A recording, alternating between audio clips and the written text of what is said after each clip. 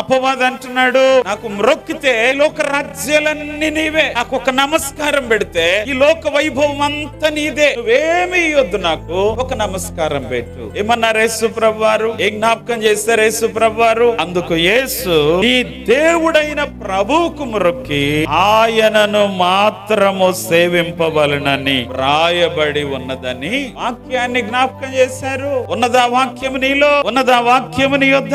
వాక్యమును ధ్యానం చేసే వ్యక్తివిగా ఉన్నావా? వాక్యమును భుజించే వ్యక్తివిగా ఉన్నావా? వాక్యము నీలో నివాసం చేయడానికి అవకాశం ఇస్తున్నావా? వాక్యము నీలో ఉంటే విరాజు పడలే. వాక్యం అనే రెండంచుల ఖడ్గమును ముందు పెడుతున్నారు యేసు ప్రభువారు. అపవాదితో శోధన ఎదురైనప్పుడు ఈ సహోదరి ఎన్ని విషయాలలో రాజీ పడిపోయి అపవాది వైపు అయిపోయావు. నువ్వు వాక్యము వింటున్నావు. క్రీస్తు నీ కొరకు పడిన ప్రయాస మనసులోనికి తెచ్చుకో. క్రీస్తు నీ కొరకు చేసిన త్యాగం మనసులోనికి తెచ్చుకో. ఆయన విలువైన కలువరి ప్రేమ, సిలువ ప్రేమ, ఇదిగో ఈ క్షణాన కూడా నిన్ను ప్రేమిస్తానే.